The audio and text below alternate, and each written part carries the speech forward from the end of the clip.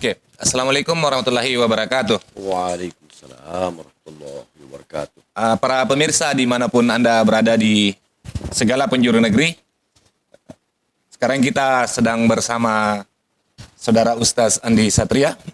Beliau adalah salah seorang tokoh ya yang ada di Bulukumba, tepatnya di daerah Ujung Bulu ya, salah satu kota di Sulawesi Selatan.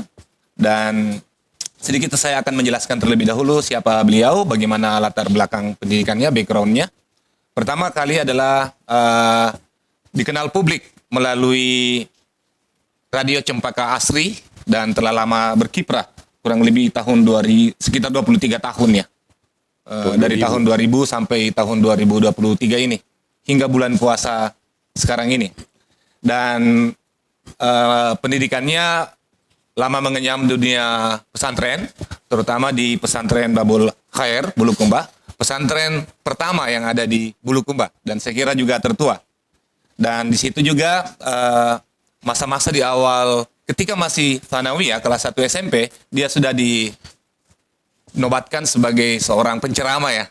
Sudah bisa tampil di ceramah Idul Fitri kelihatannya Ustaz ya. Idul Fitri, Idul Adha. Idul Fitri dan Idul Adha. Luar biasa sekali. Jadi masih tamat SD langsung jadi dipercaya untuk bisa jadi penceramah. Dan di situ hingga tamat. Dan selanjutnya melanjutkan pendidikannya di Stai Al-Ghazali di Bulukumba, Sulawesi Selatan juga. Dan alhamdulillah bergelar SPDI, Sarjana Pendidikan Islam. Dan setelah itu tercatat sebagai ASN, Dinas Pertanian Provinsi Sulawesi Selatan. Memang agak jauh dari dunia agama, kemudian dunia pertanian. Saya kira doa-doa perlu, sangat penting juga itu, membuat tanaman menjadi tumbuh berkembang dengan baik, begitu ya. Kurang lebih mungkin nanti bisa dihubungkan oleh Ustaz Andi Satria sendiri bagaimana relasi antara pertanian dengan doa. Khususnya di tanaman pangan hortikultura ya, Provinsi Sulawesi Selatan, tetapi berkantor di Bulukumba. Oke.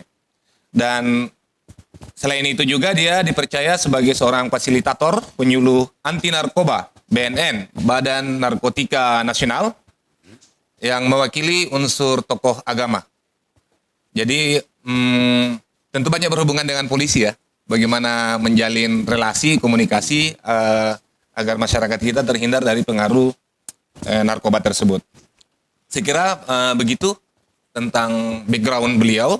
Dan hari ini banyak hal yang menjadi ganjalan pemikirannya setelah melakukan ceramah di berbagai macam tempat di Bulukumba, Sulawesi Selatan ataupun di Indonesia, terutama mengenai sound system masjid ya. Ada banyak apa-apa kendala sehingga orang-orang tidak bisa mengerti apa yang dijelaskan. Menurutnya adalah salah satu penyebabnya adalah sound system masjid. Mungkin seperti itu pengantarnya lebih dahulu Ustaz. Ada yang mau kita sampaikan kepada publik? Kami persilakan. Rumah belajar bersama ini adalah tempat yang sering saya datangi, dan itu membuat saya mengalami peningkatan pengalaman dan pengetahuan karena ribuan buku tersaji di sini untuk dibaca oleh siapapun yang berkunjung, termasuk saya. Salah satu yang saya temukan di tengah-tengah masyarakat adalah kenapa masyarakat agak sulit mengalami perubahan dari segi kapasitas pengetahuan dan perilaku. Ternyata masyarakat Bulukumba yang mayoritas penganut Islam ini sering berinteraksi dengan masjid. Tetapi sungguh sayang, di masjid umat tidak menemukan sesuatu yang bisa mereka bawa pulang ke rumah dalam perjalanan keseharian. Dan salah satu penyebabnya adalah penyampaian penceramah atau para imam sebenarnya baik. Itu tidak bisa dibantah lagi. Tetapi cara sampainya ke umat yang tidak baik. Ada suara yang bergelombang, kemudian peletakan speaker masjid yang sangat jauh dari kesan efektif. Sehingga yang terjadi adalah sekadar menggugurkan kewajiban. Bahwa umat datang, diceramahi, tapi seakan tidak ada ilmu yang dibawa pulang. Padahal penceramahnya sudah berkeringat di mimbar menyampaikan ceramah. Salah satu penyebabnya seperti yang Punai tadi katakan, bahwa tata sound di masjid atau sound system, ini yang oleh panitia masjid barangkali perlu diberi penjelasan lebih dalam, karena sound system itu banyak pemahaman di dalamnya. Oke. Bukan hanya alat yang canggih dan suara yang menggelegar, tetapi hal lain berupa peletakan speaker. Kalau misalnya begini Pak Ustaz, Anda memperkirakan saja kira-kira berapa persen yang di Bulukumba sendiri yang sound systemnya kurang efektif? Kalau menurut yang saya sering temui, karena saya berkeliling berdakwah, hampir semua masjid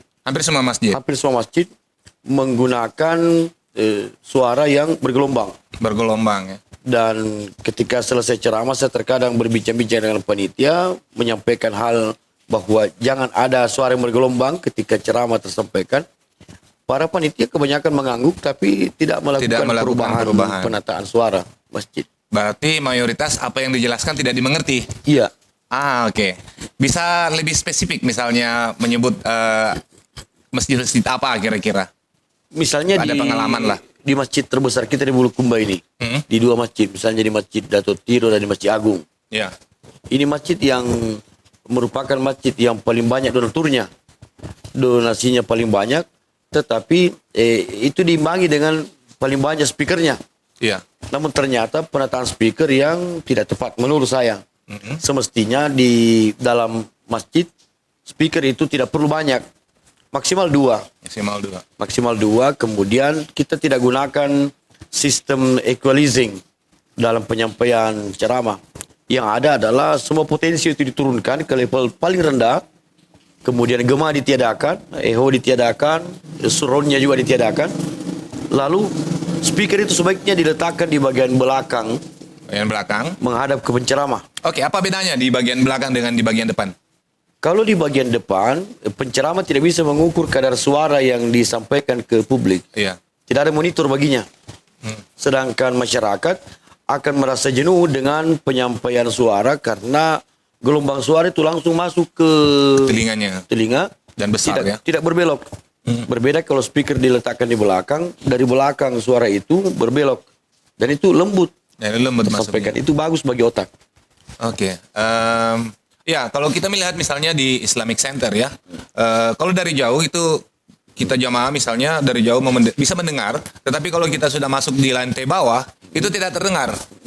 Sehingga padahal hampir sama banyaknya tuh kalau di hari Jumat antara orang yang mau sholat dengan orang yang belanja gitu.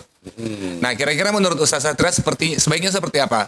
Kalau dalam ayat kitab suci kan dikatakan bahwa kalau misalnya sudah orang mau sholat, perdagangan itu dihentikan. Apa baiknya itu kira-kira? Kalau kita berdasar pada Al-Quran surah Al-Jumu'ah, bahwa izanu dialis sholati min yaumil jumu'ah fas'au. Jika telah dikumandangkan azan atau telah tiba waktu sholat Jumat, bersegeralah memenuhi panggilan. Ini juga berlaku untuk sholat yang lain. Akan tetapi kita juga maklumi masyarakat bahwa ada yang sedang bergegas atau bersiap, ada yang baru mau merapikan dagangan, jadi mungkin saja mereka tiba di masjid dalam keadaan masbuk. Ya. Itu kan masuk kategori berjamaah. Tapi yang saya ingin tekankan Bung Naing adalah ada kesan panitia masjid itu berlomba-lomba memperbesar suara dan jangkauan suara dari masjid masing-masing. Iya. Padahal di Bulukumba sekarang kan masjid berdekatan.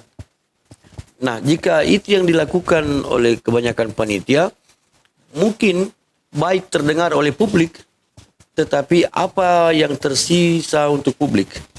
Sementara target utama adalah siapa yang berada dalam masjid diberitahu sesuatu supaya keluar memengaruhi publik yang belum ke masjid. Iya. Nah, ternyata mereka yang berada di dalam sibuk memainkan Android, bahkan khutbah Jumat dilangsungkan, jamaah juga bercerita satu sama lain. Itu karena tidak ada suara yang mereka dengarkan sendu masuk ke telinga. Yang ada speaker dari depan membuat otak mereka lelah. Untuk mengurai kelelahan, lebih baik berbincang dengan teman yang dekat. Ya. Itu fenomena di berbagai macam tempat ya. Iya. Kalau saya lihat di Islamic Center sendiri, kalau di bagian atasnya itu orang bisa cukup mendengarkan dengan jelas, meskipun mungkin tidak seperti tafsir Ustaz yang perlu penyelarasan suara ya. Tentunya karena Ustaz sendiri berpengalaman ya di dunia radio, tentu tahu bagaimana bagusnya gitu. Yang saya mau sedikit lagi itu mengenai tadi hubungan antara orang yang sebaiknya ketika azan sudah dikumandangkan, orang-orang perdagangan itu dihentikan. Nah, di Islamic Center sendiri, menurut pengalaman saya, itu di bagian bawah tidak kedengaran itu. Apa bagusnya tuh sehingga perlukah sound system turun sehingga masyarakat yang melakukan perdagangan di bawah itu berhenti sejenak pada saat terjadi kegiatan khotbah ataupun ya khotbah lah minimal. Seperti apa baiknya? Kan ada 2 lantai. Ada 2 lantai. Andai saya benar dalam ingatan tentang Masjid Datuk Tiro, sebaiknya speaker yang diletakkan di bagian atas, polanya seperti tadi, di bagian belakang menghadap ke depan, Ya. yang di bagian bawah juga begitu. Ya, mestinya juga ada di Belakang bawah. menghadap ke depan, sehingga orang yang bahkan tidak bersalat Jumat pun, siapa tahu ada yang berdagang dan non-muslim, Iya, ya, atau boleh juga. ada orang yang berdagang muslimah sedang datang bulan, maka mereka juga mendengarkan khutbah dengan baik. Dengan baik. Dan ketika ada penyampaian khatib untuk jamaah, baik yang berjumat atau yang tidak berjumat karena sebab-sebab itu tadi, itu akan efektif tersimpan di otak saudara-saudara kita. Oke. Dan itu sangat baik bagi perkembangan keislaman dan umat Islam sendiri. Oke. Jadi kira-kira ada pengalaman menarik nggak ketika masuk ke satu desa tertentu di mana suara sound system itu tidak efektif? Ada bisa diceritakan kepada kita semua ini? Yang saya ingat, saya pernah 3 kali ceramah di, saya lupa nama desa yang saya datangi itu. Alat yang digunakan adalah speaker yang digunakan oleh pengusaha obat di pasar-pasar tradisional. Ya. Diletakkan di pohon menghadap ke saya. Iya. Dan amplifiernya, kebetulan amplifier yang digunakan ketika berdagang di pasar. Tidak ada ehonya, tidak ada surroundnya. Sehingga saya juga terheran kenapa semua hadis yang saya tidak daras, saya hafalkan kembali. Iya. Saya bisa ingat kembali. Ternyata itu memengaruhi otak saya. Karena saya bisa menyampaikan ceramah dengan posisi mic yang saya atur. Suara yang terdengar oleh saya juga teratur. Publik juga tidak jenuh. Sehingga itu memantik hafalan saya untuk muncul lagi. Dan publik merasa nyaman. Bahkan durasi waktu itu sudah hampir 2 jam. Ketika saya akhiri, ada publik yang berkata, kenapa cepat sekali Pak? Iya. Padahal sudah 2 jam lebih. Itu karena sound atau speaker berada di belakang mereka. Coba Bu Naim bandingkan, andaikan speaker itu berada di depan makmum Iya, atau sangat. jamaah. Saya mungkin menegang urat leher, menyampaikan suara dengan level tertinggi, sementara seharusnya di level rendah pun sudah efektif tersampaikan. Tapi saya meninggikan level suara karena saya tidak mau monitor suara saya. Akhirnya makmum yang dekat dengan speaker itu merasa tersiksa. Oke, kelihatannya ini erat kaitannya dengan pengurus masjid ya, yang mengurusi sound system. Kira-kira saran yang bagus untuk mereka itu bisa saja misalnya Ustaz Satria datang memberitahu, tapi kan agak lama ini prosesnya sehingga sound system di masjid-masjid itu bisa berfungsi sebagaimana mestinya. Apa yang perlu dilakukan kelihatannya para pengurus masjid sehingga keseimbangan dalam sound system ini bisa tercapai? Saya kira itu tugas Punain dan Punganto untuk menyampaikan hasil diskusi kita malam ini Iya. ke publik bahwa sangat penting melakukan hal ini karena 75% keberhasilan dakwah atau sosialisasi lainnya itu dipengaruhi oleh sound system. Tapi kebanyakan panitia sangat ingin perbaikan sound system itu pada pergantian alat. Pergantian alat. Ya. Yang tua diperbarui diganti dengan yang baru. Bukan perbaikan letak speaker dan bukan penataan equalizer. Ya. Jadi panitia cenderung berlomba-lomba bahwa jika kita beli ampli terbaru, ampli termahal itu yang paling baik. Padahal bukan di situ. Kalau bukan itu Yeah. yang kita pentingkan. Yang terpenting adalah bagaimana penyampaian itu efektif. Ya betul. Bahkan dengan alat yang paling murah dan paling sederhana itu jauh lebih efektif dibanding yang canggih.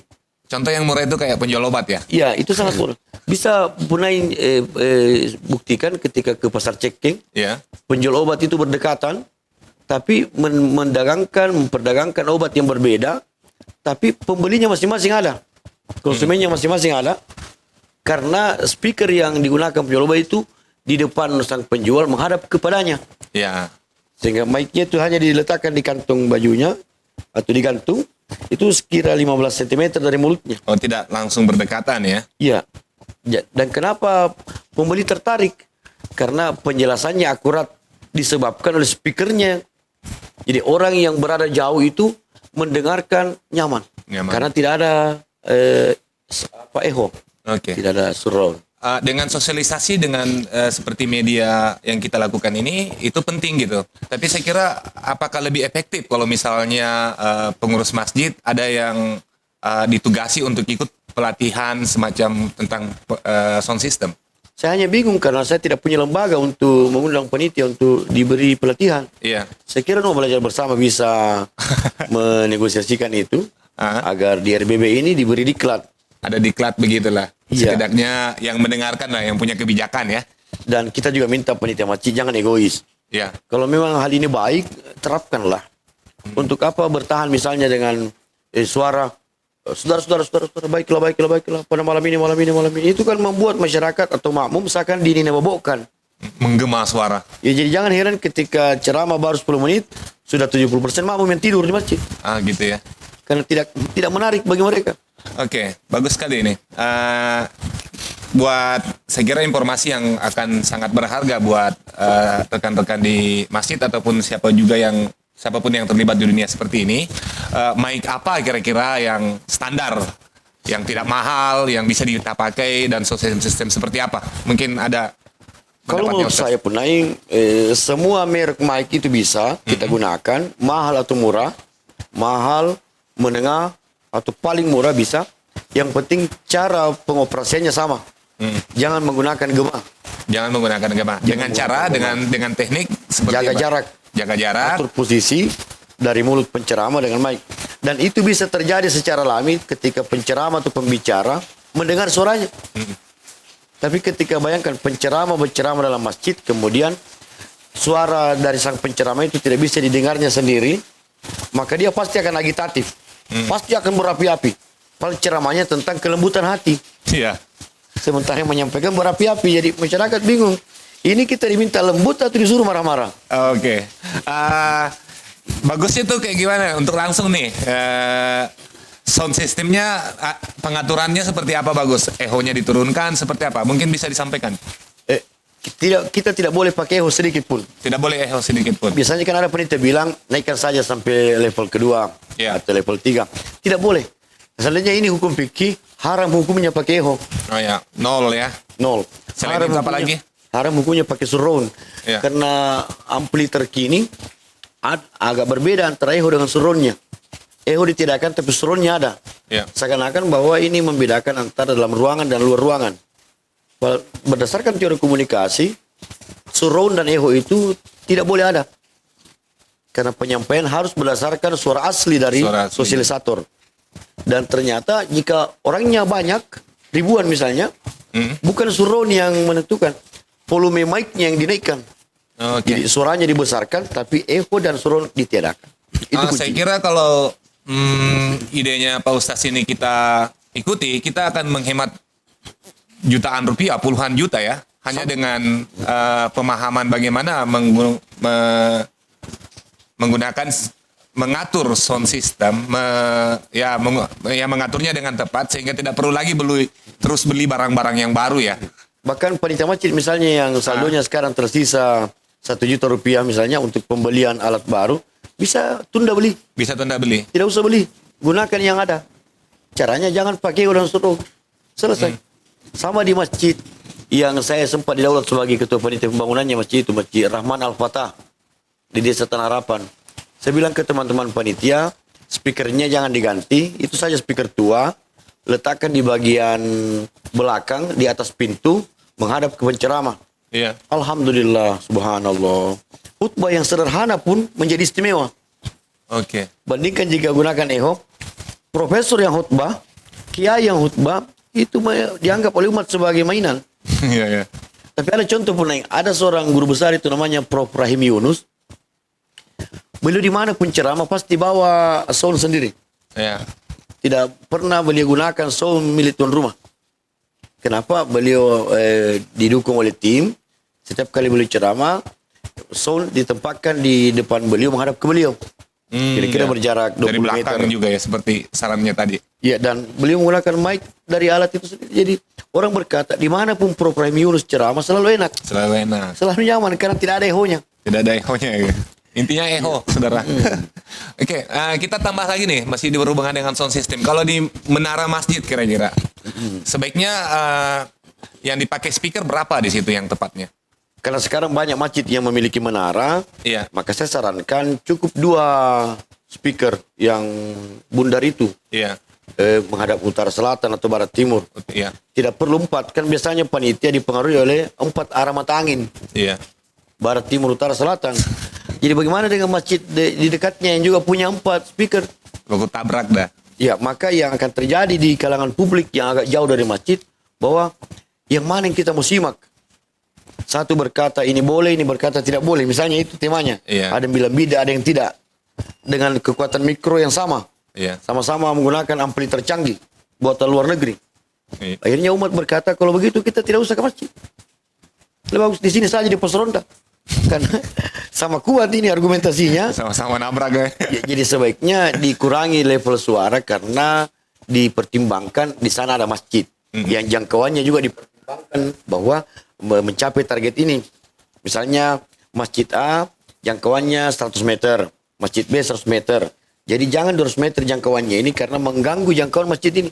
Iya, iya, iya. Itu toleransi internal umat Islam, toleransi antar masjid. Iya. Karena biasanya sekarang kan sudah ada 40 rumah, sudah ada lagi masjid. Sebelum 40 rumah sekarang sudah terlalu banyak manusia kan. Apalagi di kota. Apalagi di kota. Masjid Agung dengan Masjid Amri ini kan Bertetangga. bertetangga. Betul. Tapi itulah karena kita umat Islam kaya, punya uang, ya silakan. Maka kalau perlu, ya tiap 2 rumah antaranya masjid lagi. Saking banyaknya uangnya umat Islam. Nah gini misalnya, kalau misalnya kan, bukan misalnya, pada kenyataannya ini masih banyak kendala gitu, di mana orang belum mengerti bagaimana menggunakan sound system yang baik. Apa yang dilakukan seorang penceramah misalnya ketika untuk mengurangi gemahnya itu, ketika kondisinya ini sound systemnya belum efektif gitu. Apakah dia harus menjarakkan jauh seperti ini atau seperti apa? Kalau yang saya lakukan Punaing adalah, saya tiba kira-kira 30-40 menit sebelum acara dimulai. Saya berkoordinasi dengan tuan rumah, bahwa izinkan saya untuk menyentuh amplifier ini, saya ingin melakukan penyetelan. Iya. Karena saya mau ceramah sebentar. Ada tuan rumah yang mengizinkan, ada yang mengizinkan, tapi setelah saya rubah, mereka rubah lagi ketika dikembalikan ke pembawa acara, Iya. ke MC. Tapi ketika saya mau ceramah, saya bilang ke MC, kembalikan polanya seperti pola saya tadi, karena saya mau ceramah bukan Anda. Iya. Jadi saya agak tegas sedikit, dan ternyata hasilnya adalah 100% efektif. Tapi jika tuan rumah saya lihat gesturnya atau mimiknya agak-agak menolak ketika tidak ada echo, maka saya harus jauhkan mic. Oh, jauhkan mic begitu. Saya ingin menyiksa dia supaya dia setengah mati naikkan volumenya. Iya, iya.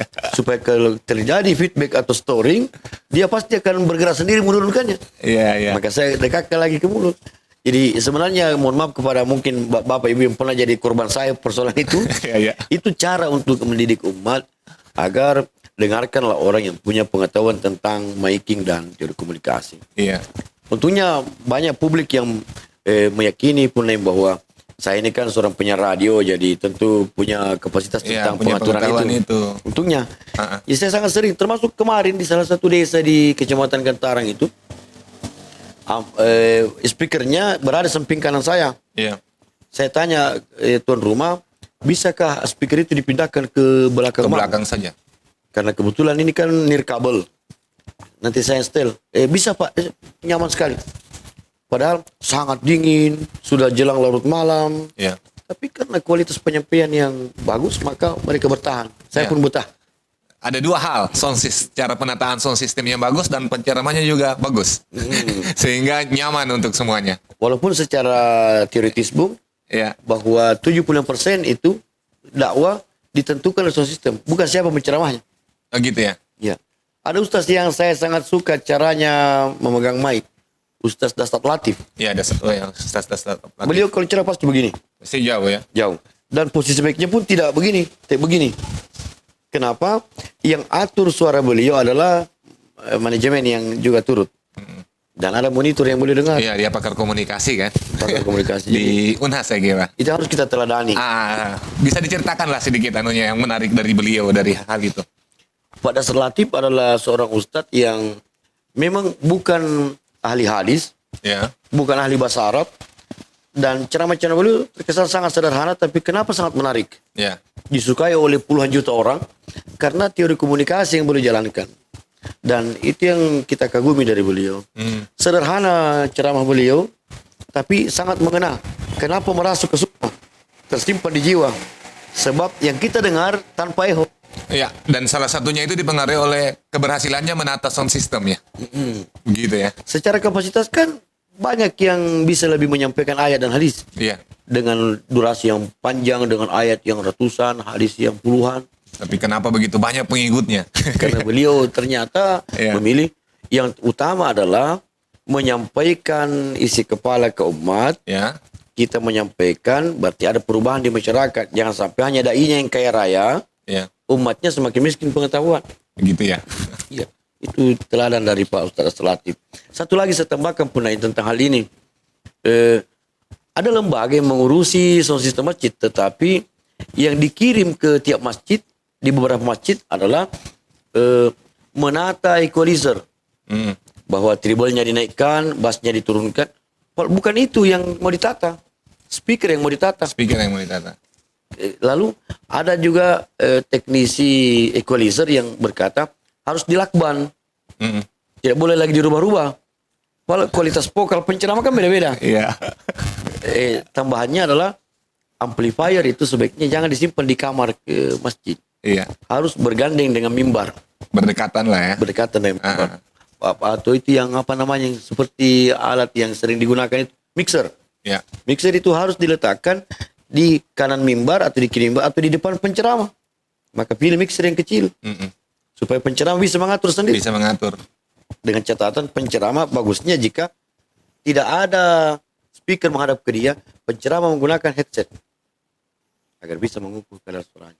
Mudah-mudahan bermanfaat ini diskusi kita malam ini. Iya, luar biasa sekali. Oke. Saya kira sudah sangat jelas ya apa yang kita sebut saja, kita sarankan, yang Ustaz sarankan, Ustaz Satria sarankan kepada rekan-rekan pengurus masjid, bukan hanya berada di Bulukumba atau dimanapun juga yang sempat menonton ini, dan semoga itu bermanfaat. Mungkin ada sebelum berakhir, Ustaz, ada hal lagi, ada beberapa hal penting yang mau disampaikan lagi kepada para pemirsa kita Tentang hal ini, Punai. Misalnya speaker di dalam masjid itu kita tidak berlomba mengadakan speaker terbaik atau termahal. Yang kita lakukan adalah speaker yang kita gunakan di masjid bukanlah speaker yang mau digunakan untuk lomba karaoke. Ya. Sistem yang kita terapkan di situ bukan untuk lomba karaoke, tapi untuk ceramah, untuk penyampaian nasihat. Lalu ketika menggunakan speaker lebih dari satu, sebaiknya gunakan speaker yang memiliki kapasitas yang sama. Misalnya speaker A berkekuatan 8 ohm, B juga 8 ohm. Jangan yang A 8, yang B 4 atau 6. Atau beda-beda merek juga. Iya, apalagi beda merek. Ya. Kemungkinan beda merek itu beda kualitas, beda ohm. Nah, ketika terjadi perbedaan ohm di speaker itu, maka ini suaranya speaker sudah sampai ke publik ini belum? Ini belum. Ya, maka yang sampai ini diganggu oleh ini, yang sebentar terlambat tiba. Dengan demikian, otak itu kebingungan meramu nasihat yang mana. Padahal ini sampai tadi bahwa bertakwalah kepada Allah. Lalu pengkhotbahnya kebetulan berceramah dengan kecepatan tinggi. Ya. Bertakwalah disusul oleh janganlah. Akhirnya bertakwalah berteriak janganlah. Berarti bertakwa yang diperintahkan jadi jangan bertakwa. Itu bahayanya kalau terjadi perbedaan umum. Maka mari masih sempat juga beliau memberikan joke ya di akhir kegiatan, di akhir diskusi kita yang ringan dan bermanfaat ini. Insya Allah begitu, berguna buat kita semua. Saya kira cukup sekian dari Ustaz Satria, bagaimana beliau menjelaskan bukan sebesar-besarnya, sekelumit pengalamannya berceramah di berbagai macam tempat dan menyampaikan kegelisahan yang perlu kita selesaikan sehingga para penceramah kita, para ulama-ulama kita lebih efektif dalam menyampaikan pesan-pesan keagamaan ataupun pencerahan kepada masyarakat luas. Saya tambahkan sedikit. Ya, silakan. justru di rumah belajar bersama ini bersama Punain dan Punganto, saya bisa menyampaikan apa yang saya pendam bertahun-tahun Iya. secara lugas. Walau sebenarnya saya juga sering menyampaikan ke panitia yang saya bisa pengaruhi, Iya. tapi itu tidak banyak. Untungnya di rumah belajar bersama ini saya bertemu dengan Antuma, Iya. Punaim misalnya, adalah orang yang mau mendengar apa yang saya pikirkan. Dan saya merasa bahagia karenanya. Jadi saya Iya. kira banyak tema yang bisa Ada kebebasan berpikir. Alah. Ya. Terima kasih Punaim sebelumnya. Barakallahu lakum. Justru kita juga sangat berterima kasih kepada Ustaz Satria karena ini jarang sekali dipikirkan oleh banyak orang atau mungkin dipikirkan banyak orang tetapi tidak disampaikan. Dan alhamdulillah pengalaman itu adalah satu pengalaman kini telah menjadi sebuah cerita dan menjadi sebuah solusi tawaran kepada khalayak bagaimana kita sebenarnya menggunakan sound system dengan baik sehingga inti-inti pesan yang ingin kita sampaikan dapat sampai ke jantung masyarakat itu, ke hati dari jamaah itu sendiri. Saya kira begitu. Terima kasih banyak para pemirsa atas kesediaan Anda menonton video kita ini bersama Ustaz Andi Satria dan semoga kita bertemu lagi di acara selanjutnya. Terima kasih banyak Ustaz. Ya, jazakumullah. Taqabbal ya karim. Wassalamualaikum warahmatullahi wabarakatuh. Waalaikumsalam. Bye.